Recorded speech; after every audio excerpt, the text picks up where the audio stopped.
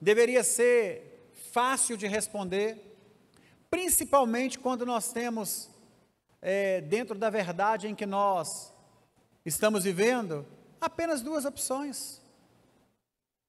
É difícil você responder ou você fazer escolhas quando você tem muitas opções. Mas quando você tem duas opções, é tão fácil, é tão simples. Você só precisa fazer uso das prerrogativas básicas da escolha. Você só precisa estar consciente. Você só precisa ter certezas e convicções de valores para você decidir para a sua vida. Eu levanto da cama ou eu fico na cama? Eu vou ou eu fico? E aí, pensando um pouco sobre isso, a pergunta é muito simples: de que lado você está? Eu sei que o nosso cenário, ele é um tanto quanto conturbado para fazermos uma pergunta como essa. E eu quero que você entenda que eu não me importo, de fato, eu não me importo com o que as pessoas vão pensar ou dizer acerca do meu posicionamento. O que me gera um constrangimento ou faria com que eu me importasse, ou poderia gerar em mim uma insatisfação, é se eu fosse inseguro e se eu não soubesse me posicionar. Mas se tem uma coisa que eu tenho aprendido com a palavra de Deus, é que nós devemos ter maturidade para fazer as escolhas para a nossa vida. Eu não sou vítima do acaso. Eu me casei com a mulher que eu escolhi. E ela aceitou, então logo ela também me escolheu. Mas ela poderia ter dito não. Porém ela disse sim. E se ela tivesse dito não, você sabe o que acontece? O mundo estaria repleto de opções. Eu quero que você entenda isso. Eu não escolhi a minha família, isso eu não pude fazer.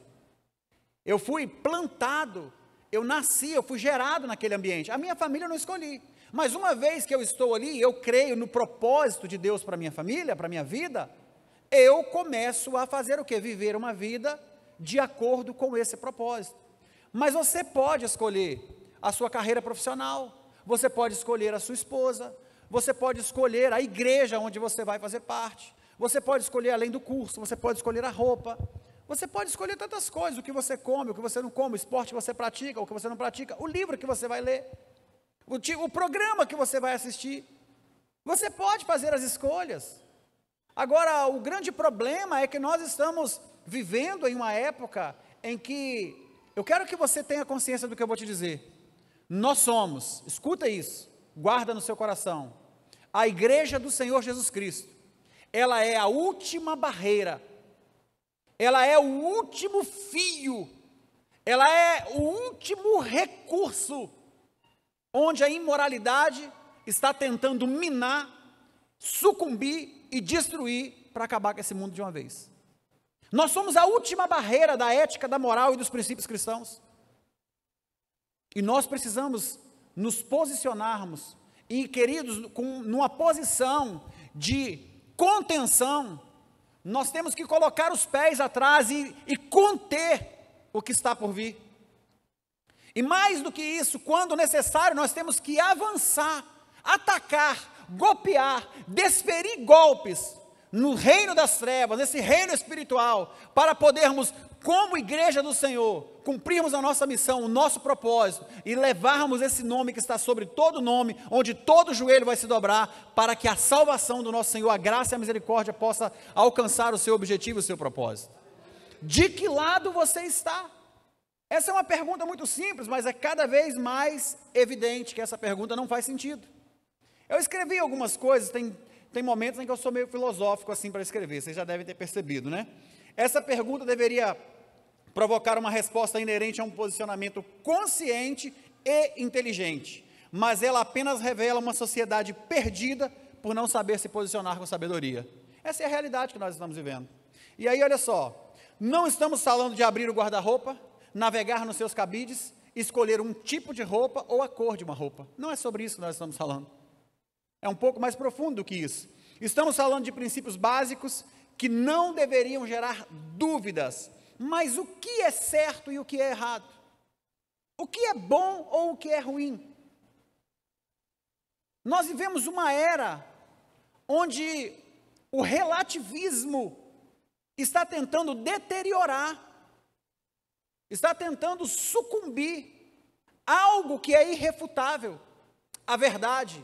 Escuta uma coisa, existe verdade e existe mentira, e ponto. O que nós temos observado dentro desses aspectos é que aí vem o relativismo, mas aí a sua verdade é a minha verdade, é o seu ponto de vista, é o meu ponto de vista. Nós não estamos falando disso. Nós estamos falando da verdade absoluta, irrefutável, irrevogável, que não tem discrepância. A palavra de Deus, ela é a verdade absoluta. E se eles conseguirem confundir você, se eles conseguirem, se o mundo, eu estou falando do mundo, se o mundo conseguir fazer você pensar diferente, tudo está perdido. Porque a nossa regra de fé e prática é a palavra de Deus. E ela não precisa ser atualizada, revista, para atender preceitos de pessoas que se perderam dentro de um processo decadente. Quando nós olhamos para isso, observa um detalhe. O próprio Jesus traz essa base para nós. Quando você olha o Evangelho de Mateus capítulo 9, no versículo 16 até o 17, ele vai falar de fundamentos, ele vai falar de estruturas, ele vai dizer que você não deve colocar remendo novo em tecido velho, porque vai rasgar e vai ficar maior ainda. Ele vai dizer que você não deve colocar um vinho novo em odres velhos, porque você vai perder os dois. Você precisa entender que o que Jesus estava trazendo para nós sobre base, ele estava dizendo o seguinte: olha, tudo que você construiu até hoje, todas as bases que você teve até hoje, antes de conhecer a verdade, porque João 8,32 vai falar assim: você vai conhecer a verdade, e a verdade vai te libertar. Mas quem é a verdade? Jesus disse: eu sou o caminho, a verdade e a vida. A verdade é Cristo, Ele é a verdade. Isso é indiscutível, queridos. Quando nós observamos isso, ele está dizendo: ei, você vai chegar na igreja, você vai ser apresentado ao cristianismo, e tem algumas bases na sua estrutura de ser humano, você tem algumas bases, você tem um construto, você tem uma formação, você tem comportamento, você tem um caráter que já está forjado, estruturado. Escuta uma coisa, isso tem que ser destruído, demolido. Algumas coisas que estão em você, elas precisam ser preservadas, outras precisam ser derribadas e jogadas fora. Mas as pessoas vêm para a igreja, para o cristianismo, ou vão para relacionamentos, levando as suas bagagens, e elas não querem abrir mão disso. Por quê? Por causa do relativismo. Quando nós olhamos para essa verdade, Jesus está dizendo: toma cuidado. Por que algumas pessoas não conseguem se firmar na verdade? Porque elas trabalham com um relativismo. Porque elas trabalham com opções. Não é tão ruim assim. Eu vejo que para algumas pessoas não é tão ruim assim. Qual o problema? E aí quando você começa a perceber isso, você se perde. Aí você se torna um cristão imoral. Você se torna um cristão que, em dados momentos, eu diria que você é ateu, porque o que você diz que você acredita é diferente do que você faz. Então, como você pode acreditar em algo que deveria te mover para um lugar e você está indo para outro? Você é um hipócrita. Eu serei um hipócrita se for dessa maneira. E aí, quando nós observamos isso, olha só. A humanidade está perdendo seus valores, seus princípios éticos e morais. Os cristãos se tornaram a última barreira da decadência dos valores espirituais. Nós temos que conter isso. E aí, olha aqui, o que é ética? Eu quero que você entenda dentro dos preceitos. A humanidade, ela vem se formando, estudando. Você vai estudar sociologia, você vai aprender sobre isso. Você vai estudar filosofia, você vai aprender sobre isso. Sabe qual é a diferença, queridos? Eu sou tão grato a Deus. Eu estou ali num curso, estou fazendo uma graduação na área da psicologia. E quando eu vejo ali, quando eu estou ali, eu vejo aquelas pessoas apoiadas em preceitos, em frasezinhas, sabe? Em coisas, humanamente falando, que eles não sabem nem a origem. Eu não estou aqui criticando nenhum filósofo, nenhum pensador, nenhum cientista, jamais. Eu quero atestar, eu quero verificar, eu quero te dizer que eu asseguro que eles tiveram ferramentas incríveis, conhecimentos incríveis na época deles, só que eles estão perdidos porque eles não conhecem um Deus. São inteligentes, mas não são sábios. Quantos de vocês vão ingressar na faculdade, vão suplantar na sua mente uma ideologia equivocada e porque você não conhece a base da palavra, você vai se perder? Se tem uma coisa que o judeu faz que eu acho incrível, lindo e poderoso, é que eles alfabetizam os seus filhos com a Torá, com a palavra de Deus. Os nossos filhos, você chega na faculdade para poder fazer a sua graduação e você está preocupado em como que vai ser a sua carreira profissional. Escuta, antes da sua carreira profissional, você tem que saber qual vai ser o fim da sua vida. O que adianta ter uma vida inteira, ter uma ascensão profissional, familiar, projetos, tantas coisas, se perder? Vamos para dentro das teorias, e aí eu quero ter essa liberdade com você. Eu não posso ser vago, raso, e sabe, superficial, eu tenho que ser profundo para defender uma realidade. E aí quando você vai para dentro das teorias, o que é ética? No ramo da filosofia, ela se dedica a compreender o comportamento humano dos seguintes aspectos: orienta as suas condutas. A palavra ética se deriva do termo grego éticos, e que significa o quê? Modo de ser. Então a filosofia vai dizer que o princípio ético, ou que o comportamento ético, que a conduta ética está correlacionada com o modo de ser. E aí é importante você perceber que quando eu tenho dentro o que a filosofia está dizendo, preste muita atenção. Porque eu não quero aqui ficar trazendo coisas, o pastor está sendo, sabe, ali mexendo na cabeça da gente. Não. Eu quero que você tenha semântica aqui, vamos falar de interpretação. Modo de ser.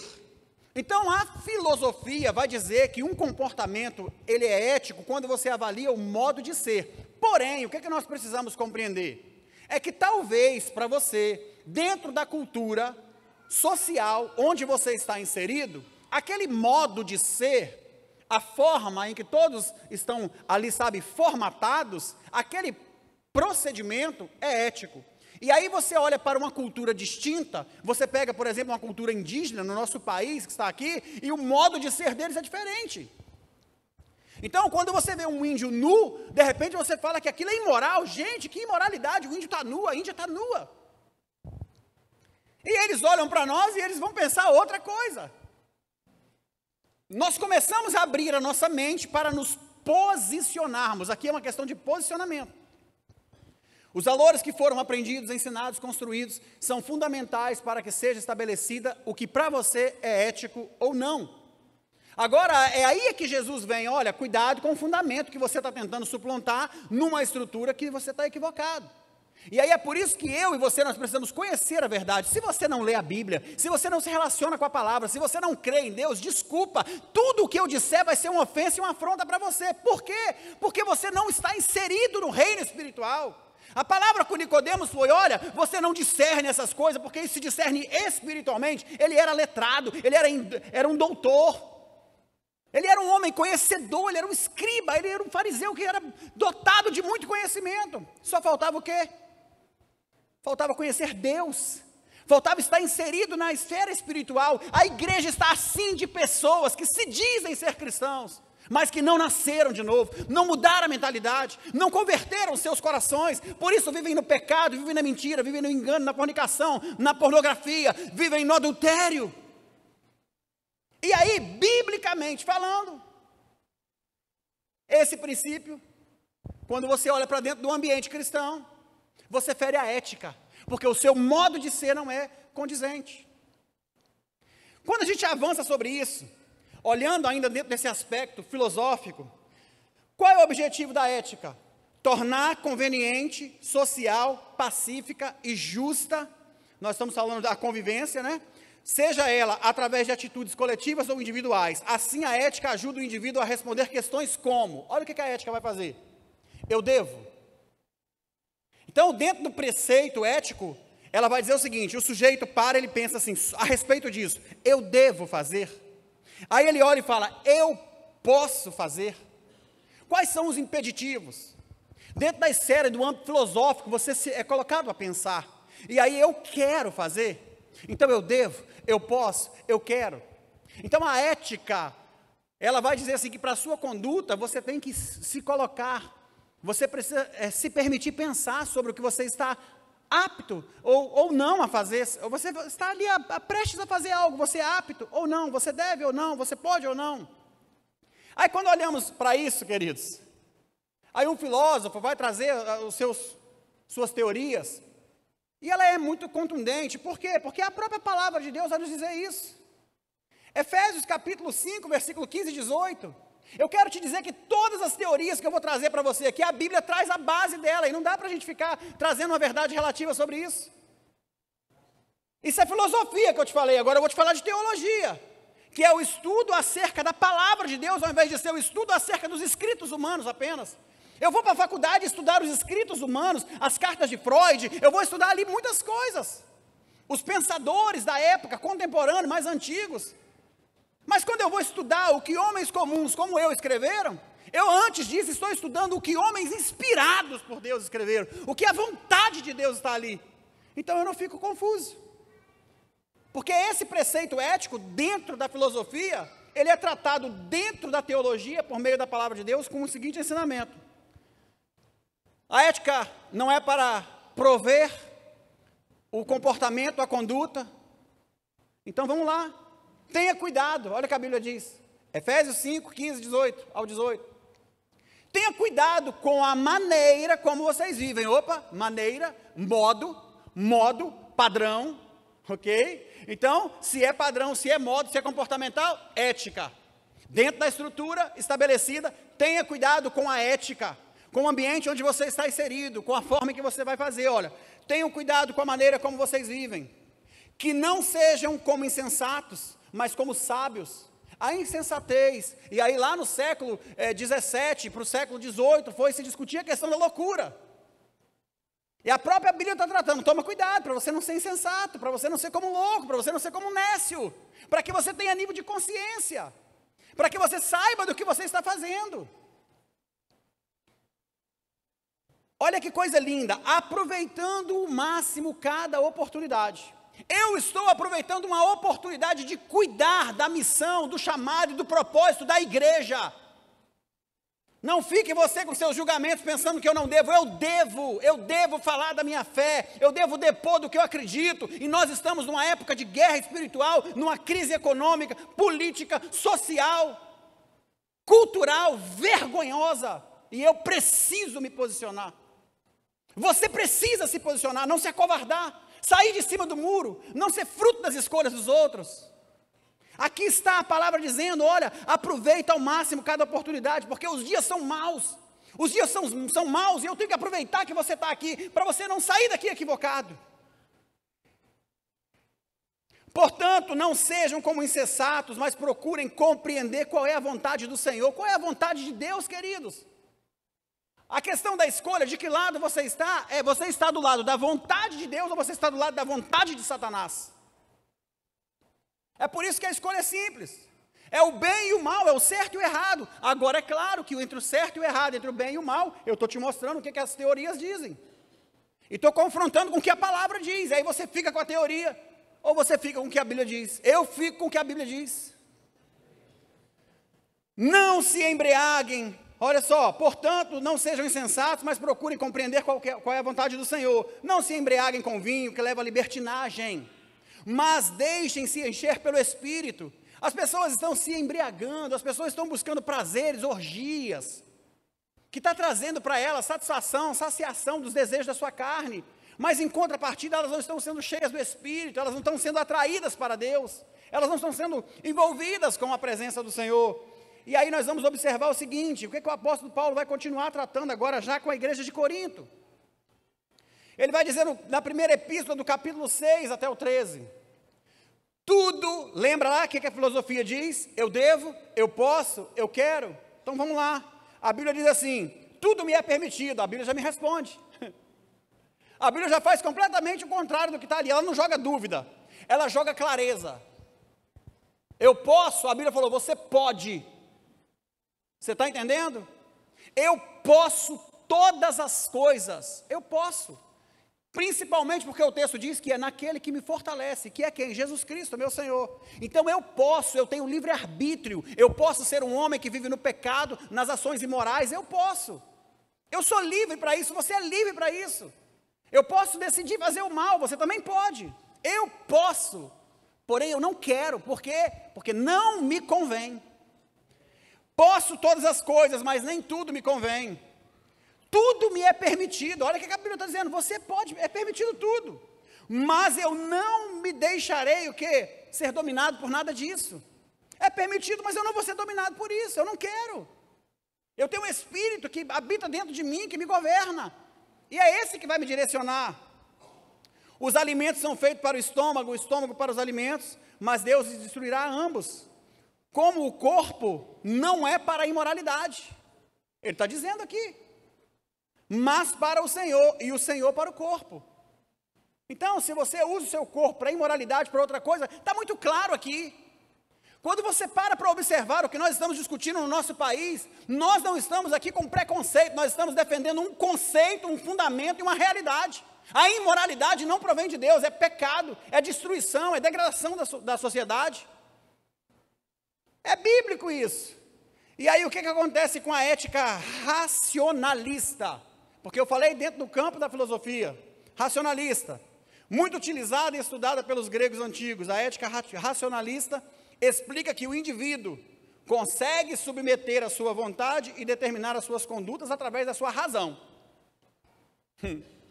Neste caso, o pensamento racional é capaz de compreender e definir o que é bom ou mal, certo ou errado, seja para a vida individual ou para a sociedade. É bom. Se você vê, na verdade é bom também. Qual o problema? Você não consegue ver que isso promove alegria, que isso promove prazer, satisfação, alivia o estresse, isso é bom. Mas é errado, mas produz uma sensação boa. Qual o problema? É só você ter razão, é só você saber. Poxa vida, não tem mal nenhum nisso, né? Afinal de contas, a gente vai justificar os fins pelos meios. Os fins justificam os meios. E essa é uma realidade deontológica, que nós vamos observar o seguinte, é uma ética desenvolvida pelo filósofo Kant, onde ele vai trazer o seguinte, o dever está acima. Você deve fazer isso, é o dever, então, você pode refutar as outras questões. É dever, é obrigação, vai lá e faz. O que eu quero que você entenda é o que está dentro da ética teológica, da ética cristã. Não dá para você dizer, eu traí a minha esposa. Por que eu traí a minha esposa? Porque ela também não me amava mais como amava. Eu achei uma que me amasse, então eu traí por isso. Porque eu tinha carência de amor. Consegue entender? Eu roubei por quê? Porque eu estava precisando. Aí vem essa ideologia. O sujeito não tem que ser penalizado, ou não tem que ser, porque ele precisou roubar para comer. Vê se faz sentido um negócio desse. Eu não estou feliz com o jeito que eu sou. Então a minha razão diz que eu posso ser outra coisa além disso. Então eu vou buscar esse prazer. E está tudo bem, pastor, porque agora está sendo fundamentado como princípios éticos e morais na conduta da sociedade que isso é lícito. Queridos, nós somos a última barreira, nós somos a igreja, e nós vamos refutar isso, nós vamos lutar contra isso. Porque isso está errado. A ética cristã diz o seguinte, diferente de todas essas éticas relacionadas, a ética teológica não acredita na razão como um aspecto que controla as suas vontades ou as atitudes do ser humano. Neste caso, a ética é fundamentada na fé, e essa aplicada na palavra, que traz as diretrizes e os parâmetros pelos quais nós devemos ser guiados. É simples assim. O princípio ético é a orientação para as ações que são encontrados e explicados na Bíblia, o livro sagrado do cristianismo. E aí, quando nós olhamos para isso, Jesus vai dizer o seguinte, João 14,6, eu sou o caminho, a verdade e a vida. Ninguém vem ao Pai senão por mim. De que lado você está? Pensa sobre isso, filho. Pensa sobre essa realidade. Eu não consigo acreditar que nós não vamos abrir a nossa mente. Eu escrevi algo aqui que é muito importante você entender. Nós não estamos mais usando a nossa capacidade de pensarmos criticamente. O que você vai observar é o seguinte, preste atenção no tamanho da tolice que nós nos envolvemos nela. Quem é apoiador ou acredita numa ideologia ou numa política onde o presidente atual, ele deve governar, está inserido nesses grupos. É só você observar. Você não está inserido num grupo da ideologia ou que compartilham os aspectos ou o plano de governo do partido contrário. Você já está inserido naquele grupo. Então, quando você está inserido, eu vou votar em Bolsonaro, você vai estar em grupos que vão votar em Bolsonaro. E as pessoas que vão votar no Lula, elas estão inseridas no grupo que vão votar em Lula. E cada dia que elas abrem um grupo, elas olham a mensagem, elas querem encontrar ali, sabe o quê? Elas querem encontrar ali subterfúgio para fortalecer que elas estão no lugar certo. Cadê o pensamento crítico? Cadê a consciência? Que tem valores morais, que tem princípios. Sim, eu estou preocupado com a sua vida, com a sua família, eu estou preocupado com a igreja, eu estou preocupado com o nosso bairro, eu estou preocupado com o nosso estado, eu estou preocupado com a nossa nação, e mais do que isso, eu estou preocupado com os governos desse mundo. É por isso que nós temos que pensar sobre isso. Você não pode ser uma pessoa guiada cegamente, nem pelo que eu falo, nem pelo que os outros falam. Você precisa ser guiado pelo que a Bíblia diz. E a Bíblia está dizendo que nós estamos em uma condição que a gente precisa escolher certo. Estamos repletos de juízes críticos que estão julgando os comportamentos das pessoas ao ver que elas estão tentando andar na direção do cristianismo. Seja menos juiz, menos crítico, fica com os valores. Escuta o que eu vou te dizer e a escolha é sua. Eu não tenho medo de falar isso agora, porque eu sei que o que eu falo agora, no futuro eu vou ter que falar. Eu não acredito que esse governo que está tentando derrubar o que está em atual vigor, ele vai vencer. Mas se porventura ele vencer, escuta o que eu vou te dizer. Para quem não é cristão não vai mudar nada. Para você talvez não vai fazer diferença nenhuma. Mas para nós que queremos alcançar a sua alma, a sua família, a sua vida, e as pessoas que carecem por não conhecerem Jesus, essas vão perecer. Bem como os anunciadores, como os atalaias. Então escuta muito bem o que eu vou te dizer. O governo do PT, essa milícia, ela é um problema cultural, social, doentio. É um problema infernal, é um problema que vai contra todos os princípios cristãos. E se você está chateado com isso, não tem problema, que Jesus alcance o seu coração, que Ele te transforme, que Ele te liberte, para que você possa viver livre dessa cadeia. Esse governo é terrível. Nós não podemos nos inclinar a isso. E aí você tem a política do outro lado, que ela não é questão de favorecimento dos interesses pessoais. Ela está mais conectada aos princípios bíblicos de que o outro não tem nada, o outro é contra, já está claro. Então o que é que você precisa entender? Além do governo, da guerra que nós temos na batalha, quantas pessoas falharam? Quantas pessoas falharam na escolha? Agora a gente está prestes a errar de novo. Se você não vota em Lula, você não deve votar em quem está coligado com ele. Isso é discernimento, querido. Você precisa entender, eu não vou votar em Lula. Por quê? Porque ele está contrário aos princípios éticos, morais e cristãos. E quem está com ele? Olha o que Jesus vai dizer aqui, Mateus capítulo 12, versículo 30. Quem não está comigo é contra mim. Quem comigo não ajunta, espalha. Então, se você entende que Lula é contrário a isso, não vote no Lula e não vote em Casagrande, que é coliado com ele. Você tem que ter sabedoria. Como eu posso? Ali está muito claro, está declarado, se eu ando junto. Se anda comigo, querido, faz as coisas que eu faço, come as coisas que eu como, bebe as coisas que eu bebo. Isso é bíblico. Não erre na sua opção e não fique calado. Se posicione. Dentro da sua casa, na sua família, com as pessoas, diga não às trevas. Você tem que fazer isso. Nós estamos numa reta final, nós estamos numa jornada final. E isso aqui não é só política, eu estou falando com você de moral. Eu falei com você de adultério, de mentira, de fornicação, de engano, de mau caratismo.